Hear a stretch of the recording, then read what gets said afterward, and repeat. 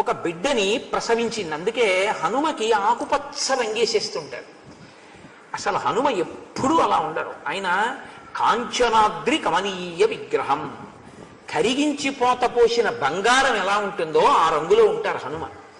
కాబట్టి శాలిశూక నిభాభాసం ప్రసూతేమం తదంగన ఫలాన్యాహర్తుకామా వై నిష్క్రాంత గహనే వనే. ఒక పిల్లవాడిని ప్రసవించింది ఆ గుహలో. ఆ పిల్లవాడు పుట్టగానే చాలా బలవంతుడుగా కనబడ్డాడు. వాడికి పళ్ళు పెట్టాలి, అందుకని పళ్ళు పట్టుకొస్తాను అని ఆవిడ వనంలోకి వెళ్ళింది. ఈ పిల్లవాడికి చాలా ఆకలేసి ఆయన రెల్లు పొదల్లో పడుకొని సుబ్రహ్మణ్యుడు ఎలా ఏడ్చాడో అలా ఏడ్చాడు ఆకలేసి. అమ్మ కనపడలేదు. ఆయన లేచి బయటికి వచ్చాడు. గుహలో అంటే పుట్టగానే నడిచాడు. ఆయన నడిచి బయటికి వచ్చి ఆయనకి పుట్టుకతోటే తినాలనిపించినప్పుడు పండే తినాలనిపించింది. అంటే పుట్టుకతో శాకాహారి కాబట్టి ఇప్పుడు ఆయన మంచి పండు ఏమైనా ఉంటే బాగుండే అని ఇలా చూశారు. సూర్యబింబం కనపడింది. అబ్బాయి ఎంత బాగుందో, ఈ పండు చక్కగా మెరుస్తోంది, దీన్ని తిందాం అనుకున్నాడు. కాబట్టి బాలార్కాభిముఖో బాలో బాలార్క ఇవమూర్తిమాన్ గ్రహీతు కామో బాలార్కం ప్లవతేం వరమధ్యగా. ఈ పండు బాగుంది, ఈ పండు తిందామని ఆయన ఒక్కసారి సూర్యమండలం వైపు ఎగిరి వెళ్ళిపోయారు. వెళ్ళిపోతే సూర్యుడు చూశాడు, అరే ఇలా దగ్గరికి వచ్చేస్తున్నాడు ఈ పిల్లాడు, నా తేజస్సుకి కాలిపోతాడు. ఎందుకంటే ప్రతి క్షణం తేజస్సును పుంజేసుకుంటారు సూర్య భగవానుడు. ఆయన అనుకున్నారట, రాబోయేటటువంటి కాలంలో ఈయన వలన మహత్తరమైన ప్రయోజనం జరగాలి, కాబట్టి ఈ పిల్లవాడిని నేను చెనకకూడదని తన తేజస్సుని ఉపసంహారం చేశారు. ఈ పిల్లవాడు సూర్యుడి దగ్గరికి వెళ్ళిపోయి ఇది పండు తిందామని చేత్తో పట్టుకుంటున్నాడు ఆయన సూర్యబింబాన్ని. పట్టుకుంటుంటే ఆ సూర్యుడు చూశాడు. శిశురేషత్ తదోషజ్ఞ ఇది మత్వాదివాకర కార్యంచ అస్మిన్ సమాయత్త ఇచ్చేవం నదాహ సహ. కాల్చలేదు పిల్లాడిని, ఊరుకున్నాడు. సూర్యబింబాన్ని ముట్టుకుని బతకడం అంటే మాటలండి. ఆయన పట్టుకుని ఎట్నుంచి కొరుకుదామని చూస్తున్నాడు. అది పర్వకాలం అంటే గ్రహణకాలం కాబట్టి రాహు వచ్చాడు తన వాహనం మీద, వచ్చి సూర్యబింబాన్ని గ్రసించాలి. ఆయన వస్తే పిల్లాడు ఎట్నుంచి కొరకాలి దీన్నని చూస్తుంటే రాహువు కనబడ్డాడు. ఈ పండు కన్నా వీడేదో బాగున్నాడని ఇటు ఎగిరి ఆయన మీదకి వెళ్ళాడు. ఆ రాహువు హడిలిపోయాడు ఈ పిల్లాడిని చూసి. హడిలిపోయిన ఇంద్రలోకానికి పారిపోయాడు. వీడెవడో పారిపోయాడు, ఇదేంటి ఈ పండు ఇలా వెళ్ళిపోతుంది, ఈ పండే పట్టుకుందాం ఇక్కడే ఉందని ఆయన సూర్యుడి దగ్గరికి వచ్చాడు. ఈలోగా ఆయన తొందరగా ఇంద్రుడి దగ్గరికి వెళ్ళాడు. నువ్వు మాట తప్పావు, పర్వదినాల్లో అంటే గ్రహణ దినంలో నేను సూర్యుడిని గ్రసించవచ్చు, ఇవాళ నేను వెళ్ళేటప్పటికి ఇంకొకడు అప్పటికే గ్రసిస్తున్నాడు, నువ్వు ఇద్దరికి ఎలా ఇచ్చావు అవకాశం అన్నాడు. నేను ఇవ్వలేదే అన్నాడు ఇంద్రుడు. లేదు ఇంకొకటి పట్టుకుని ఉన్నాడు సూర్యబింబాన్ని అన్నాడు. చూస్తాను పదన్నాడు. ముందు రాహువు పెడుతున్నాడు, వెనక ఇంద్రుడు వస్తున్నాడు. దారి చూపించమన్నప్పుడు చూపించవలసిన వాడే కదండి వెళ్ళాలి. రాహువు వెళ్తున్నాడు. ఆయన ఏం చేస్తున్నాడు, సూర్యబింబాన్ని ఎటు కొరుకుదామనుకునే లోపల వీళ్ళిద్దరు వచ్చారు.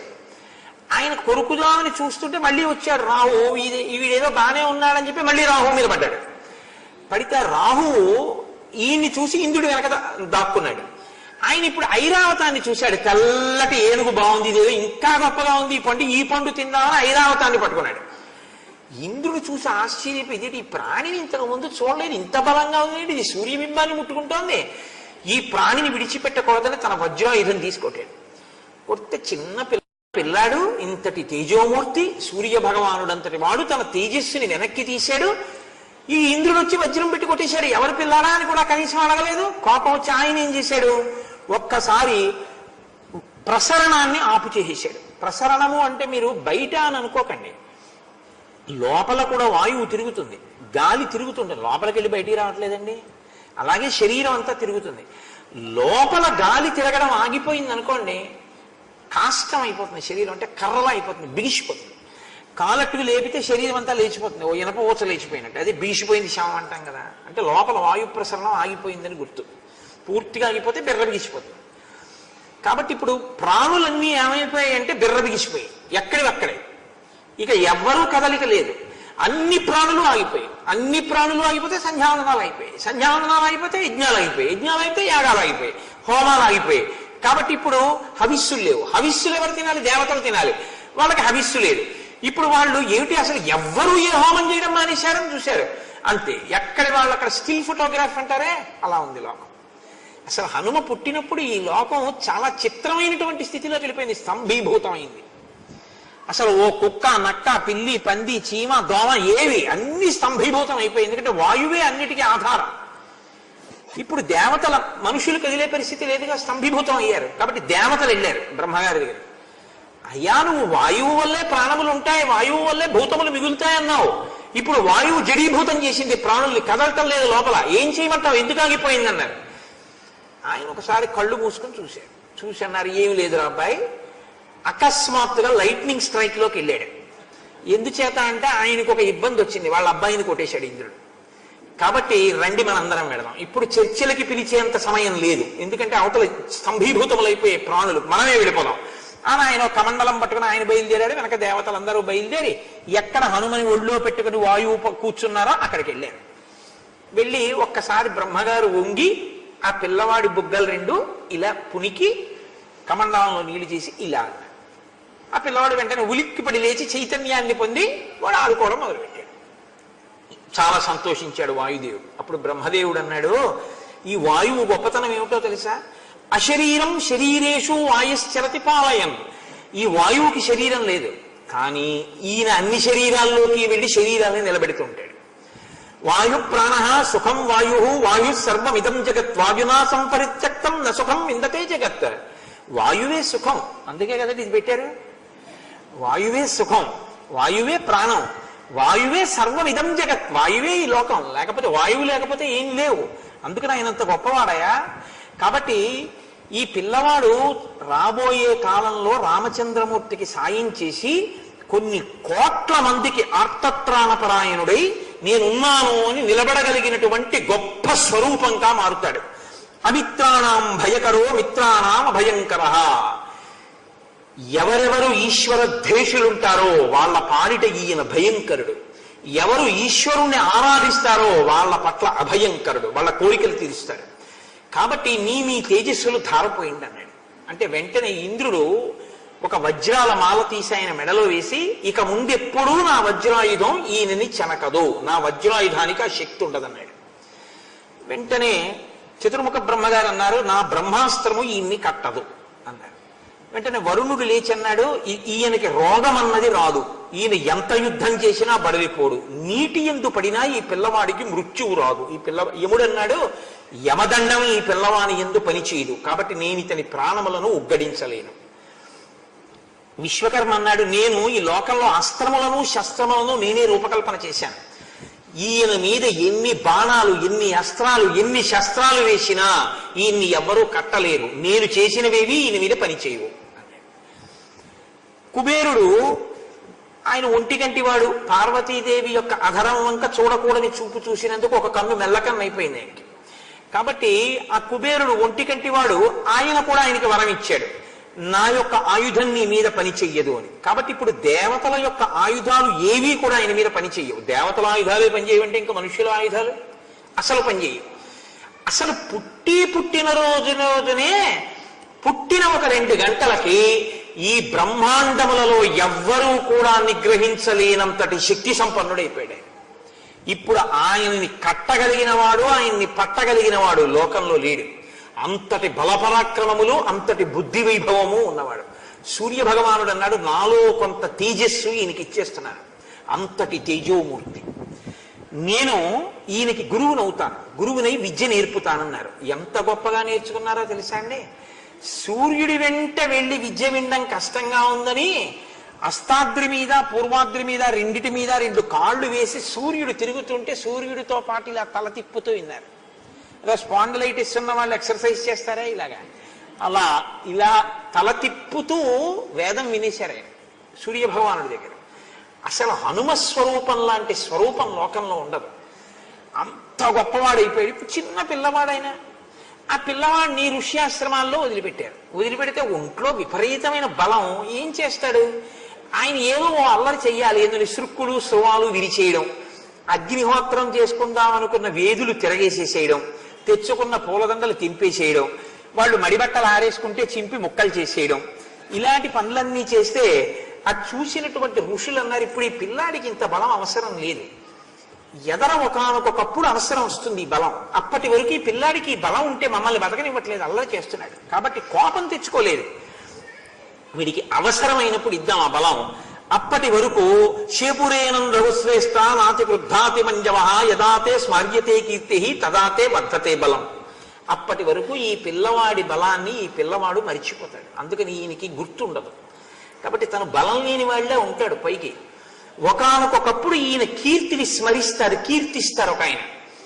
ఆ కీర్తించినప్పుడు ఈయనకి జ్ఞాపకానికి వస్తుంది. జ్ఞాపకానికి వచ్చిన తర్వాత ఇంకా ఆయన్ని పట్టుకోగలిగిన వాడు ఉండడు. లోకంలో ఓ పిచ్చి మాట ఒకటి ఉంది, హనుమకి తన బలం తను గుర్తుండదండి, మనం గుర్తు చేయాలంటూ ఉంటారు. ఎప్పటికీ కాదు ఆ శాపం. చిట్ట చివర కిష్కింధకాండ చివరిలో జాంబవంతుడు స్తోత్రం చేశాడు, అక్కడతో పోయింది ఆ శాపం. ఆయన్ని స్తోత్రం చేస్తే ఆయనకి గుర్తొచ్చేసింది. గుర్తొచ్చేసి 100 యోజనములు దాటి వెళ్ళిపోయారు. అప్పటి వరకే. అంతేగాని ఇప్పటికీ మనం ఏదో గుర్తు చేస్తే తప్ప గుర్తురాని అమాయకుడు ఆయన అనుకుని మనం ఏదో పెద్ద గుర్తు చేసే ప్రయత్నంలో ఉన్నట్టు పిచ్చి పిచ్చి వేషాలు వేయకూడదు ఆయన దగ్గర. ఇప్పుడు ఆయన పూర్తి శక్తివంతుడే. ఇప్పుడేమిటి, ఎప్పుడో కిష్కింధకాండ చివరి నాటికే ఆయనకి ఆ శక్తి వచ్చేసింది.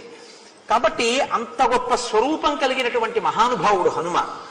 కాబట్టి ఇప్పుడు సుగ్రీవుడు అన్నాడు, దీర్ఘబాహు విశాలాక్షౌ శరచాపాసిధారిణౌ కశ్యన స్యాత్ భయం దృష్ట్వా ఏతే సురసతోమపౌ.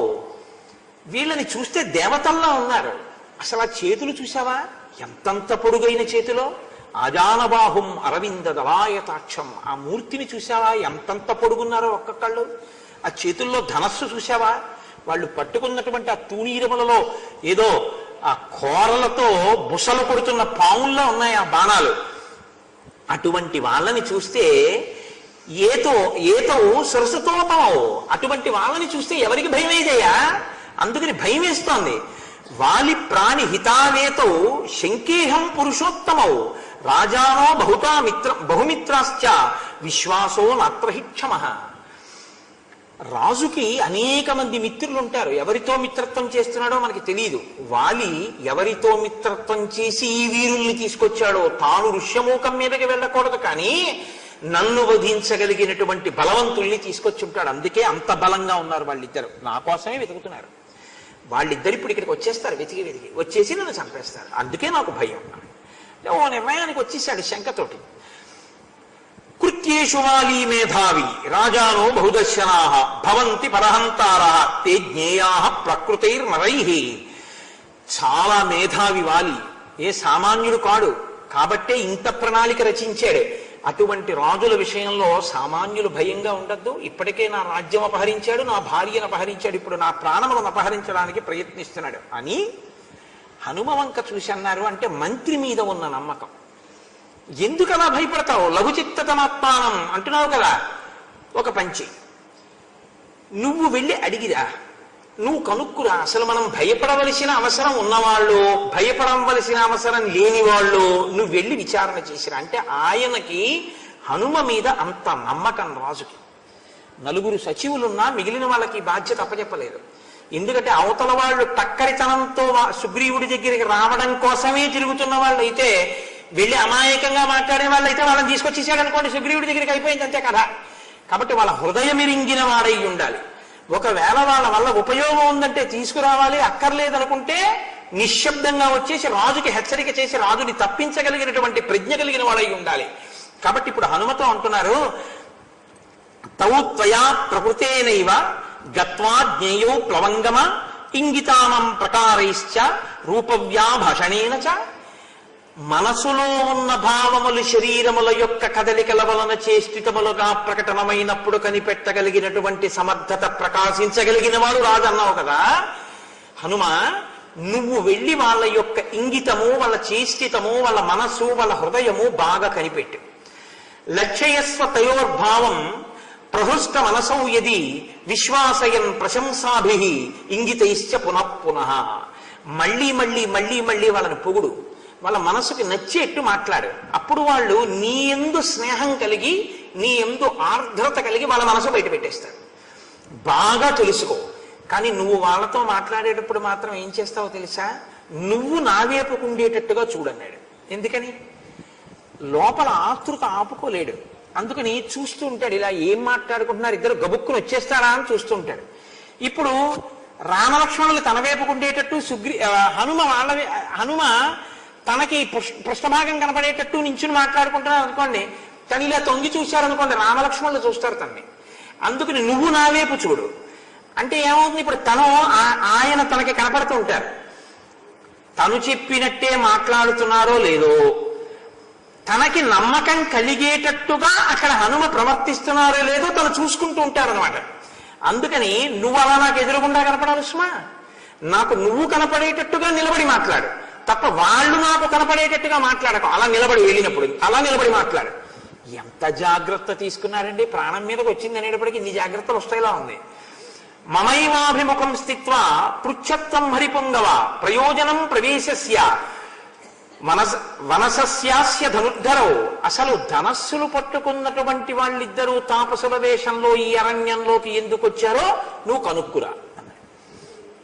మీరిప్పుడు హనుమ యొక్క ప్రజ్ఞ చూడాలి. ఇప్పుడు ఆయన బయలుదేరుతున్నారు, ఒక్క దూకి ఆయన రామలక్ష్మణుల దగ్గరికి వెళ్ళిపోగలరు. వెళ్ళిపోయారనుకోండి సుగ్రీవుడు భయపడిపోతాడు. ఎందుకంటే వినపడదుగా ఏం మాట్లాడుకుంటున్నారో, దూరంగా ఉంటారు, గంతు వెళ్ళిపోతారు. కానీ సుగ్రీవుడి భయం ముందు తీరాలి. అంత ప్రమాదం ఏం వచ్చేది, ఈయన వెళ్ళి మాట్లాడగానే వాళ్ళు తన దగ్గరికి వచ్చేసే అవకాశం లేదు, హనుమని వాళ్ళు మోసగించలేరు అన్న ధైర్యం ముందు రాజుకు కలగాలి. హనుమని వాళ్ళు మోసగించలేరు అంటే హనుమగా వెళ్ళారనుకోండి, ఈయన భయం పోదు. మా వాడేమైనా పొరపాటు మాట్లాడితే వాళ్ళు తెలిసేసుకుని వచ్చేరు కదా అని దగ్గరికి వస్తే నిలబడతాడని నమ్మకం ఏం లేదు అసలు. కాబట్టి ఇప్పుడు హనుమ వెడుతున్నటువంటి రూపం మీద రాజుకి నమ్మకం కలగాలి. ఇప్పుడు ఇంకా మన వాడు నిజం రాబట్టేస్తాడు, భయం లేదనుకోవాలి.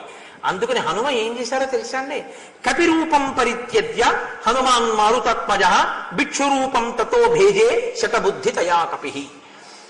తన రూపాన్ని విడిచిపెట్టేసి ఒక సన్యాసి రూపాన్ని పొందారు. పొంది రామలక్ష్మణుల దగ్గరికి వెళ్ళారు. ఇప్పుడు సుగ్రీవుడు చూడగానే సంతోషించాడు. ఎందుకని మొన్న మీతో నేను చెప్పా, ఎవరితోనైనా అబద్ధం చెప్తారేమో కానీ సన్యాసితో చెప్పవలసిన అవసరం ఏమి ఉండదు. ఎందుకంటే ఆ లోకం అలా నమ్ముతుంది. సన్యాసి అన్నవాడికి లోపల ఏమీ సంకుచితత్వం ఉండదు. సన్యాసి అనేటటువంటి వాడు అన్నిటినీ విడిచిపెట్టిన వాడై ఉంటాడు అని. అన్నీ విడిచిపెట్టి ఈశ్వర కార్యమునందు మాత్రమే, ఈశ్వరుడు గురించి ఆత్మానుసంధానమునందు ఉంటాడు అని. అందుకే అగ్నిహోత్రం కూడా చేయరు. అందుకే సన్యాసి శరీరాన్ని కాల్చరు. కారణం ఏంటంటే అగ్ని విడిచిపెట్టేస్తాడు సన్యాసి. తను ఎప్పుడూ ఇంకా అగ్నిహోత్రాన్ని ముట్టుకోడు. అందుకే సన్యాసి వల్ల లోకానికి భయం ఉండదు. అగ్నిహోత్రం మనం చేస్తాం, తెల్లవారు లేస్తే వంటన్నా చేస్తాం, అందులోకి వచ్చి ప్రాణులు పడిపోతాయి. పైగా ఉడికించినప్పుడు ప్రాణులు కొన్ని దాంట్లో ఉన్నవి ఉడికిపోయి చచ్చిపోతాయి. ఓ వంకాయలో పురుగుంది అనుకోండి, నేను చూడలేదండి అని ఉడికించేస్తే చచ్చిపోతుంది. అది బియ్యంలో పురుగులు ఉన్నాయని కూడా చచ్చిపోతాయి. కాబట్టి ఆ తర్వాత అన్నంలోకి వచ్చిన తర్వాత తీసి పారేస్తాం. నేనే అలా తిన్నట్టు మీరు తిననట్టు ఎప్పుడు మొహం పెట్టకండి, మీకు వచ్చే ఉంటుంది. కానీ మీరు అలా నటిస్తున్నారు అంతే. కాబట్టి మనం అగ్నిహోత్రం చేస్తే కొన్ని క్రిములు మరణిస్తాయి. సన్యాసి వల్ల ఆపాటి భయం కూడా ఉన్నది. ఎందుకంటే అసలు ఆయన జీవితంలో ఇంకా అగ్నిహోత్రం చేయడు. అంటే అంతగా భయరహితమైన స్థితిలో ఆయన జీవిస్తాడు. అంత భయరహితమైన స్థితిని లోకానికి ఇస్తాడు. కాబట్టి ఇప్పుడు సన్యాసికి అబద్ధం ఎవరు చెప్పరు, ఆ అవసరం ఎవరికి ఉండదు. కాబట్టి ఇప్పుడు సన్యాసిగా వెడుతున్నాడు కాబట్టి ముందు సుగ్రీవుడికి ధైర్యం. కాబట్టి కపిరూపం పరిత్యజ్య హనుమాన్ మారుతత్మజ భిక్షురూపం తతో భేజే శతబుద్ధి తయా కపి.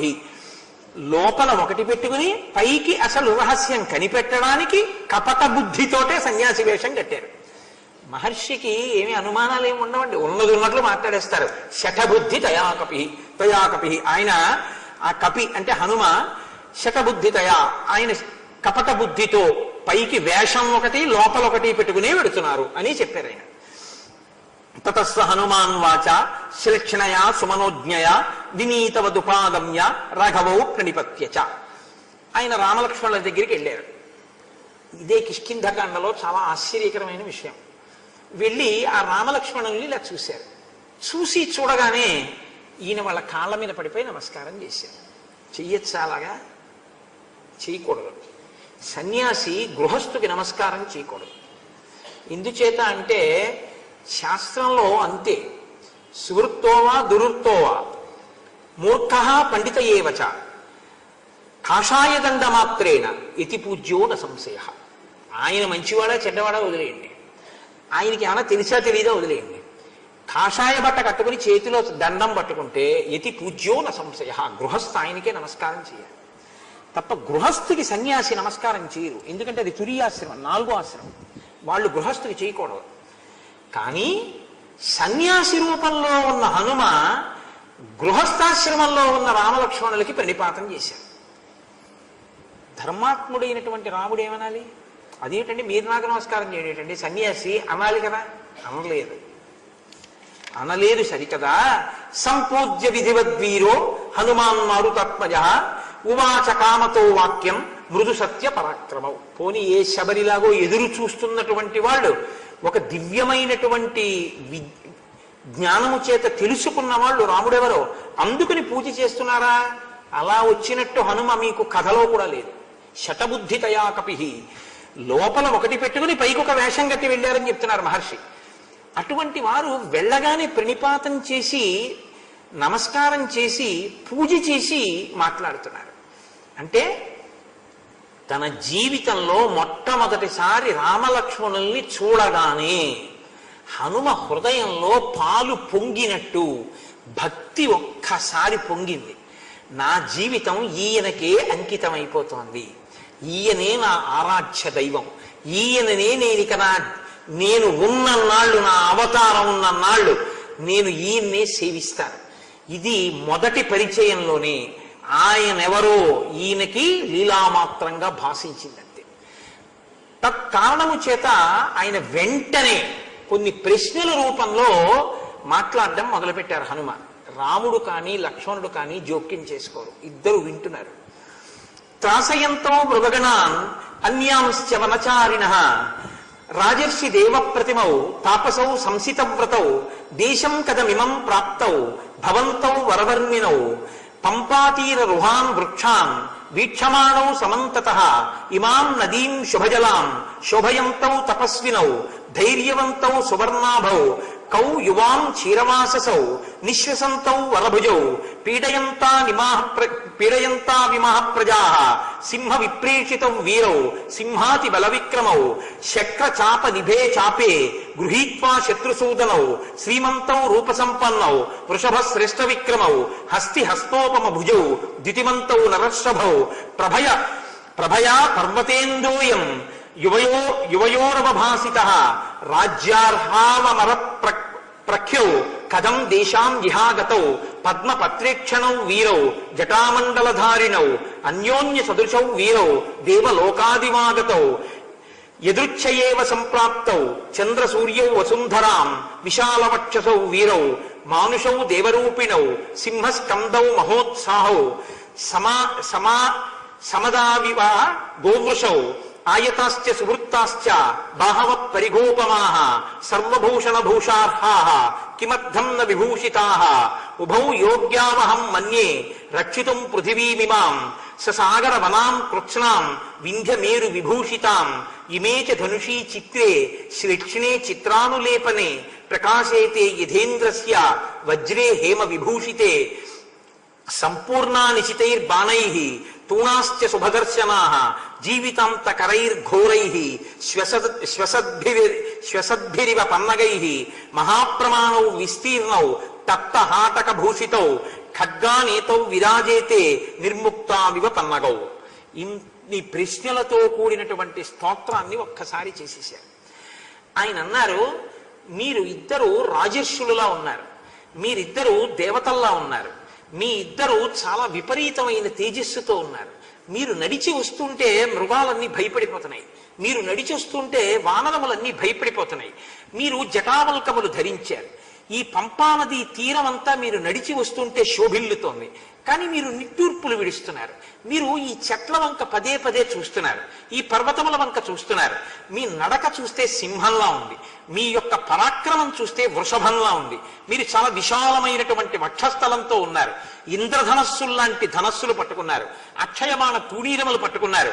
పాములు బుస కొడితే ఎలా ఉంటాయో మీ బాణములు చూస్తే అంత పదునుగా, పాముల యొక్క తీక్షణత ఎలా ఉంటుందో అలా ఉన్నాయి. ఏనుగు తొండాలు ఎలా ఉంటాయో అలా మీ చేతులంత పొడుగ్గా ఉన్నాయి. ఏనుగు యొక్క తొండాలు గుండ్రంగా బలిసి ఎలా ఉంటాయో మీ భుజాలు అలా ఉన్నాయి. మీరు జటావల్కములు ధరించారు. సూర్యచంద్రులు ఇద్దరూ నడిచి వస్తే ఎలా ఉంటుందో మీ ఇద్దరు అలా ఉన్నారు. మీరు చాలా దివ్యమైన రూపాలతో ఉన్నారు, సింహపరాక్రమంతో ఉన్నారు, చక్కని మూపులతో ఉన్నారు. దుర్గమారణ్యంలో కాలినడకన పెడుతున్నారు, మీరు ఆజానబాహులై ఉన్నారు. ఇంత అందమైన భుజాలున్న మీరు మీ భుజముల యొక్క సౌందర్యాన్ని ఆచ్ఛాదించడానికి ఆభరణములను ధరించి ఉండాలి. కానీ మీరు ఆభరణములు ఎందుకు ధరించలేదు? వింధ్యాద్రి మేరుపర్వతము మొదలైన పర్వతములతో కూడినటువంటి ఈ భూమండలాన్నంతటినీ కూడా పరిపాలించగలిగినటువంటి తేజస్సు మీ ఇద్దరి యందు ప్రకాశిస్తోంది. కానీ మీరు ఈ భూమి మీద కాలినడకన నడిచి వెడుతున్నారు. ఇది ఒకదానికొకదానికి పొంతన లేదు. మీ యొక్క ధనస్సులు చూస్తే భయమేస్తోంది. పోతపోసి కరిగించినటువంటి బంగారము చేత అవి పైన పూతలు పూయబడి ఉన్నాయి. వాటికి ఆ అల్లెత్రాడు బిగింపబడవలసినటువంటి స్థితిలో ఉంది. మీరు ఇంత ఆశ్చర్యజనకములై చిత్రముగా ఉన్నటువంటి ఆ ధనస్సుల్ని చేత్తో పట్టుకున్నారు. అవి చూడ్డానికి వజ్రాయుధంలా ఉన్నాయి. బాణములతో నిండి ఉన్నటువంటి తూణీరములను మీరు భుజములకు కట్టుకున్నారు. మీ ఖడ్గములు చాలా పొడుగ్గా ఉన్నాయి. కుబుసం వదిలినటువంటి పాము ఎలా ఉంటుందో బంగారము చేత ఆచ్ఛాదింపబడిన మీ ఖడ్గాలు అలా ఉన్నాయి. మీరు ఇంత శోభాయమానంగా ఉన్నారు. మీరు చూడ్డానికి భూమిని శాసించగలిగిన వాళ్ళల్లా ఉన్నారు. కానీ మీరు ఎందుకో చుట్టుపక్కల చూస్తూ నిట్టూర్పులు విడిస్తూ ఈ భూమి మీద నడుస్తున్నారు. ఒకదానికి పొంతన కనపట్టలేదు. నాకు మీరు అర్థం కావట్లేదు. మీ తేజస్సు ఇలా ఉంది, మీరింత శోభస్కరంగా ఉన్నారు. నేను మిమ్మల్ని అడుగుతూనే ఉన్నాను, మీరు నాకు జవాబు చెప్పట్లేదు. మీరెవరో నాకు చెప్పండి అన్నాడు. ఆయనకి తెలియకుండానే మొట్టమొదటిసారి రామలక్ష్మణుల్ని చూడగానే ఆయన హృదయంలో ఒక పొంగి స్తోత్రం కింద పైకి ప్రవహించేసిందంటే, ఆపాదమస్తకం పాదముల దగ్గర నుంచి శిరస్సు వరకు వర్ణన చేస్తూ అంతర్గతమైనటువంటి తేజస్సుతో సహా వాళ్ళు ఎంతటి ధర్మాత్ములో, ఎంత ప్రకాశం ఉన్నవారో, వారు ఏమి చేయడానికి యోగ్యులో తెలుసుకున్నవారై వారు దేవతామూర్తులతో సమానమైన వారు అని చేసినటువంటి ఆ స్తోత్రాన్ని విని సంతోషించాడు రామచంద్రమూర్తి. అప్పుడు ఆయన అంటారు, ఏవం మాం పరిభాషంతం కస్మాద్వై నాభిభాషద. నేను మాట్లాడుతూనే ఉన్నాను, మీ ఇద్దరూ నాతో మాట్లాడటలేదు. సుగ్రీవో నామ ధర్మాత్మ కశ్చిద్వానరయూధవ వీరో వినిగృతో భ్రాత్ర జగద్భ్రమతి దుఃఖిత. ఈ ఋష్యమూక పర్వత శిఖరం మీద సుగ్రీవుడు ఉన్నాడు. ఆయన అన్నగారు వాలి. ధర్మాత్ముడైనటువంటి సుగ్రీవుణ్ణి వాలి రాజ్యం నుంచి వెళ్ళగొట్టి రాజ్యాన్ని సుగ్రీవుడి భార్య రుమని కూడా హస్తగతం చేసుకున్నాడు. ప్రాప్తోహం ప్రేషితస్తేన సుగ్రీవేణ మహాత్మన రాజ్ఞా వానర ముఖ్యానాం హనుమాన్ నామవానర. అదిగో ఆ సుగ్రీవుడు పంపిస్తే నేను వచ్చాను. ఇది చెప్పమని చెప్పారా? ఇది చెప్పమని చెప్పలేదు సుగ్రీవుడు. కానీ ఆయనకి దర్శనం చేయగానే ఎంత నమ్మకం వచ్చిందంటే, నేను మాట్లాడినా సత్యం చెప్పేసినా నాకు వచ్చేటటువంటి ఇబ్బంది ఏమీ ఉండదు. కాబట్టి సుగ్రీవుడు నన్ను పంపాడు, నేను మీ దగ్గరికి వచ్చాను. నేను సుగ్రీవుడి యొక్క మంత్రిని, నా పేరు హనుమ అంటారు. యువాభ్యాం సహ ధర్మాత్మ సుగ్రీవ సఖ్యమిచ్చతి తస్యమాం సచివం విత్తం వానరం పవనాత్మయం. మీరు నా ప్రభు అయినటువంటి సుగ్రీవుడితో స్నేహం చేస్తే బాగుంటుంది. మీ ఇరువురు సుగ్రీవుడితో స్నేహం చెయ్యాలి అని నేను కోరుకుంటున్నాను. భిక్షురూప ప్రతిచ్ఛన్నం సుగ్రీవ ప్రియకామ్యయ ఋష్యమూకాధిహ ప్రాప్తం కామకం కామరూపిణం. నేను సన్యాసి వేషంలో ఉన్నానని మీరు అనుకుంటున్నారు, కానీ నేను సన్యాసిని కాను. ఇది వేషం కట్టానంతే. నాకు కామరూపం తెలుసు. కాబట్టి సన్యాసి వేషం వేసుకుని మీ దగ్గర సత్యం తెలుసుకోవడానికి వచ్చాను. నేను యథార్థానికి వానరాన్ని. నేను ఎక్కడికైనా సరే ఎగిరి వెళ్ళగలను, ఏ రూపం కావాలంటే ఆ రూపాన్ని పొందగలను అని తను సన్యాసి వేషంలో ఉన్నాను అన్న విషయాన్ని చెప్పేశారు రామలక్ష్మణులతోటి. అంటే ప్రభు కార్యం మీద వచ్చిన సుగ్రీవుడి దగ్గర నుంచి బయలుదేరి వచ్చి సుగ్రీవుడికి అపకారం కలిగేటట్టుగా ప్రవర్తించడం హనుమ యొక్క ఉద్దేశ్యం కాదు. అసలు వారి తేజస్సులు చూడగానే ఆయనకి అంత విశ్వాసం వచ్చేసింది. ఇక వీరి దగ్గర దాచక్కర్లేదనుకున్నారు. ఉన్నదున్నట్టు చెప్పేశారు. రాముడు అన్నాడు, తమభ్యభాష సౌమిత్రే సుగ్రీవ సచివం కపిం వాక్యజ్ఞం మధురైర్వాక్యై స్నేహయుక్తం అరిందమా. రాముడు హనుమతో మాట్లాడలేదు. లక్ష్మణుడి వంక చూసి అన్నారు, లక్ష్మణ చూశావా ఎంత అందంగా మాట్లాడాడో. సుగ్రీవుని యొక్క సచివుట్ట, మంత్రిట. వాక్యజ్ఞం, తను మాట్లాడుతున్న మాట యొక్క అర్థాన్ని తాను బాగా తెలుసుకుని మాట్లాడినటువంటి వాడు, ఆ మాట మధురంగా మాట్లాడినటువంటి వాడు. నా ఋగ్వేద వినీతస్య నా యజుర్వేదధారిణ నా సామవేద విదుష శక్యమేవ ప్రభాషితం. ఋగ్వేదం తెలియనివాడు, యజుర్వేదం తెలియనివాడు, సామవేదం తెలియనివాడు ఇలా మాట్లాడలేడు. అయితే ఇక్కడ ఒక చిత్రం, హనుమ మాట్లాడిన మాటల్లో ఋగ్వేదం, యజుర్వేదం, సామవేదం ఎక్కడున్నాయి? మరి రామచంద్రమూర్తి ఎలా ఎలా చెప్పగలిగారు ఈ మాట? ఆ 3 వేదాలు తెలిస్తే తప్ప ఇలా మాట్లాడలేడు అని ఎలా అన్నారు అంటే, ఋగ్వేదంలో రుక్కులు అంటారు ఆ శ్లోకములను, ఆ మంత్రములను. అవి దేవతలను స్తుతి చేస్తాయి. దేవతలను స్తుతి చేసేటటువంటి ఆ మంత్రములకే